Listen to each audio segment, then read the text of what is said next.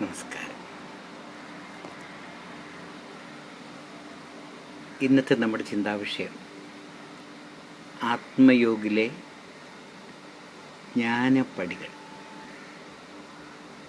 ആത്മയോഗ ജ്ഞാനപ്പടികൾ. ആത്മയോഗ എന്ന് പറഞ്ഞാൽ പരമാത്മബന്ധം.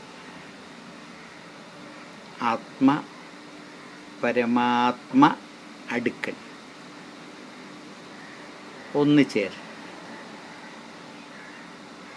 ഈ ഒരു ആത്മയോഗയുടെ പടികൾ തന്നെയാണ് പതഞ്ജലി മഹർഷി അഷ്ടാംഗയോഗയിലൂടെ അവതരിപ്പിച്ചത്. ബൈബിളിൽ ക്രിസ്തുനാഥൻ പറഞ്ഞ ഒരു വലിയ ഉപമയുണ്ട്. വളരെ അർത്ഥവത്തായ ഒരു ആത്മോപദേശമാണത്. ആത്മയോഗ പ്രാപിക്കാനുള്ള പടികൾ അതിലുണ്ട്.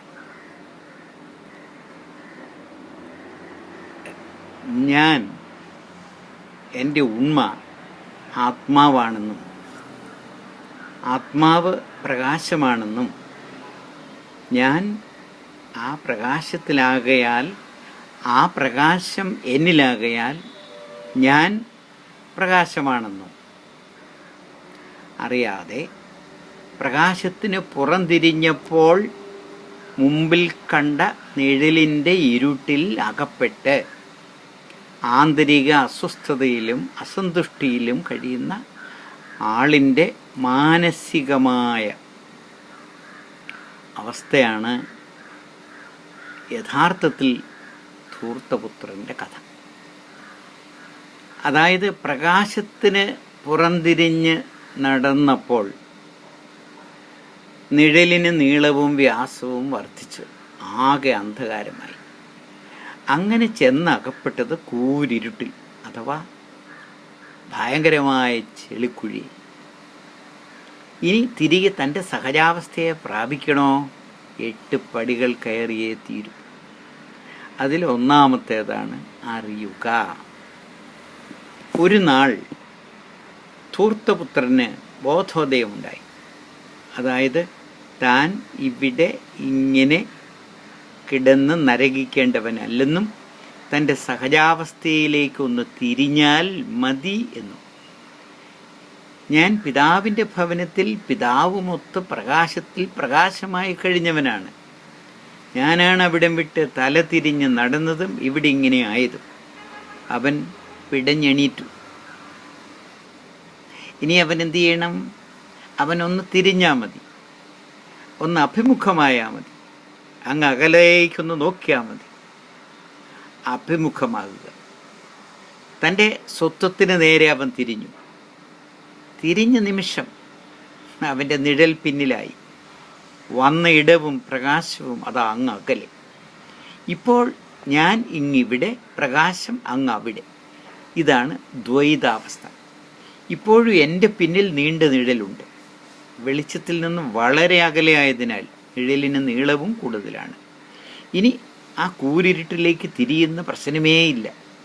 എനിക്കിവിടം വിടണം. അടുത്തെന്താണ്? അകലുക. എവിടെ നിന്ന്? ചെളിക്കുഴിയിൽ നിന്ന്, കൂരിരുട്ടിൽ നിന്ന്. കുഴിയിൽ നിന്ന് അകന്നാലും ചേറിൻ്റെ മണവും നിറവും അവനിൽ അവശേഷിക്കും. അതെല്ലാം കഴുകി വൃത്തി വരുത്തി വേണം പ്രകാശത്തിലേക്ക് അടുക്കാൻ. പരമാനന്ദത്തിൻ്റെ കൊടുമുടി കയറാൻ ഒരുങ്ങുന്നവൻ പഴയ മനുഷ്യനെ ഉരിഞ്ഞു മാറ്റി വേണം അതിനൊരുമ്പെടാനെന്ന് ആചാര്യന്മാരെല്ലാം പറഞ്ഞു വെച്ചിട്ടുണ്ട്. അങ്ങനെ പഴയതിനെ ഉരിഞ്ഞു മാറ്റുന്ന അതിൻ്റെ പേര് പതഞ്ജലി മഹർഷി നൽകിയതാണ് യമം. 4ാമത്തെ പടി അടുക്കുക. സാധന, സ്വാധ്യായം, തപസ്, സമർപ്പണം എന്നിവയിലൂടെ സത്യത്തോടെ, വെളിച്ചത്തോടെ അടുക്കുക എന്നതാണ് അടുത്ത പടി. ഇവിടെയാണ് പ്രലോഭനങ്ങളും പ്രതികൂല സാഹചര്യങ്ങളും നമ്മെ പുറകോട്ട് വലിക്കുക. ഇവിടെയാണ് സെയിൻറ്റ് പോൾ അദ്ദേഹം പറഞ്ഞു, നിങ്ങൾ ജാഗരൂകരായിരിക്കുവിൻ, വിശ്വാസത്തിൽ ഉറച്ചു നിൽക്കുവിൻ, പൗരുഷവും കരുത്തുമുള്ളവരായിരിക്കുവിൻ. Be alert, be firm in faith, be brave, be strong. ഇവിടെ സാധനയ്ക്ക് വളരെ പ്രസക്തിയുണ്ട്. എന്താണ് ഈ സാധന? സാധ്യമായ ഒന്നിനെ സാധിക്കുവാൻ വേണ്ടി സാധകൻ ചെയ്യുന്ന പ്രവൃത്തി. അതായത് ഉത്ഭവസ്ഥാനത്തേക്ക് തിരികെ നടക്കുന്നതിന് സത്യാന്വേഷിക്ക് ഒരു സഞ്ചാര സഹായി. തങ്ങളിൽ തന്നെയുള്ള ശക്തിവിശേഷങ്ങളെ പരിശീലനത്താൽ ഉജ്ജ്വലിപ്പിക്കുന്നതിന് എബ്രായർ 5:14 പൗലോസാചാര്യന് അങ്ങനെ ഒരു കാര്യം പറഞ്ഞിട്ടുണ്ട്. ശക്തിവിശേഷങ്ങളെ പരിശീലനത്താൽ ഉജ്ജ്വലിപ്പിക്കുക. ഈ അവസ്ഥയിൽ അതിന് ഒത്തിരി പ്രാധാന്യമുണ്ട്. അടുത്തത് 4 കഴിഞ്ഞു. എന്താണത്?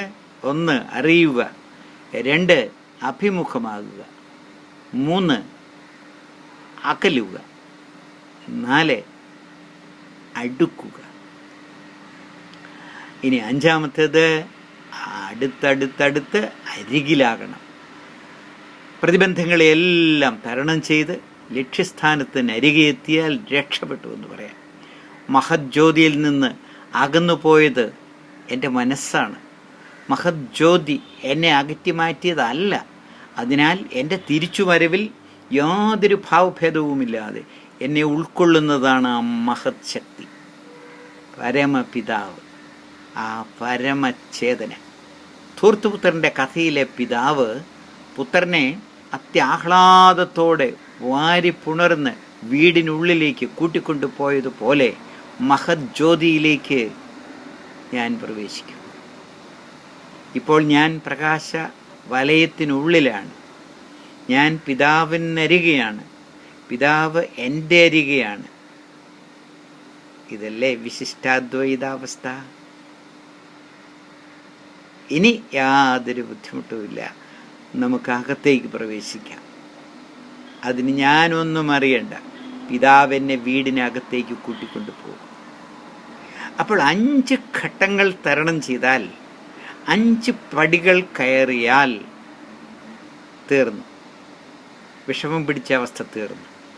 പിതാവ് എന്നെ വീടിനകത്തേക്ക് കൂട്ടിക്കൊണ്ടുപോയി എന്നെ പുത്തൻ ഉടുപ്പണിയിക്കും, എനിക്ക് വേണ്ട സദ്യ തരും,